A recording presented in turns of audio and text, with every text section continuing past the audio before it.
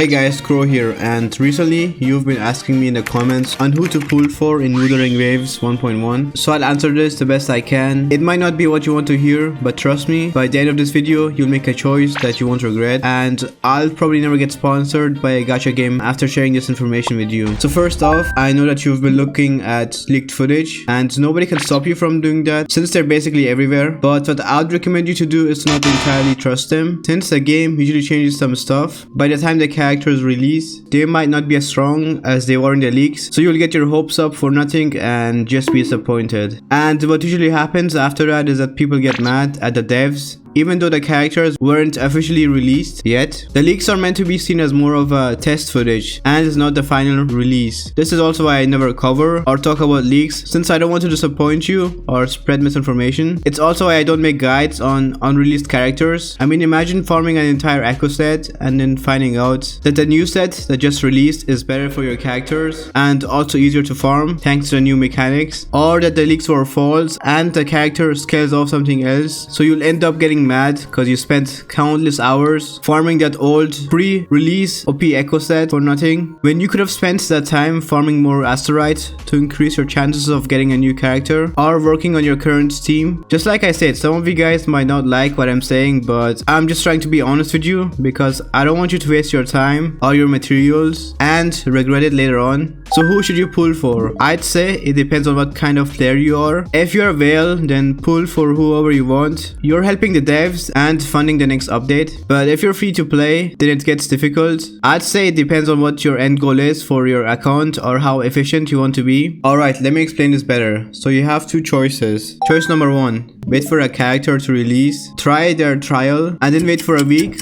for all of the guide channels to test the character and have all of the numbers ready for you. And if you're satisfied after watching those guides and testing the character, then go ahead and wish for them and enjoy. You might also get to test the character in events. Choice number two, so if you want to have the perfect free-to-play account and never regret pulling on a banner, then do this. This is the strat that I always do on my free-to-play gacha account, and it has worked in every single game I've played so far. I don't regret a single character that I've pulled so far. So what I did was I noticed a pattern with gacha games. So basically they make the current characters strong, but then they make the newer characters a bit stronger. So it's a repeating cycle. The older characters get weaker each version and the newer ones are a bit stronger. So this is called power creep, and it's normal for gacha games. I mean, if the new character wasn't stronger than your current character, then why would you want the new character? The game wants to make money, which they should. I mean, it's a free to play game. I know some of you guys will say there are some characters that are still strong since their release, and yes, that's true. There are always some exceptions. So how do you always make the right choice? What is the secret? There is no secret. It's just avoiding all of the hype and not wishing on character banners on their release, but instead waiting for their reruns. I mean, these characters just got released, so they'll have a high chance of getting a rerun soon, and by the time there's a rerun, you'll know whether the character is really good or not. But something to keep in mind is that it's your account and your time, so it should also be your own choice. I mean, we never know. A character might take a year to get a rerun, and by that time there will be a better character, and to that I say, don't worry too much, since there will always be a better character, so it doesn't really matter as long as you're having fun playing the game, because that's what games are made for, to be enjoyed. Who will I wish for? Well, I'm gonna wish for Jinshi 100% on her release, so join my Discord server to be notified when I do my wishes, since she's a sentinel and there are only 6 sentinels in the game. I mean, like, come on man, they're releasing a free weapon for her, an echo, and besides, have you seen her character design and how big of a role she has in the story? There is no way she will be average, so I'll wish for her. I mean, I'm gonna have to, since I want to help you and be able to give an answer when you ask me whether I recommend the character or not. So yeah, get ready for that video. In a perfect world, I'll somehow get both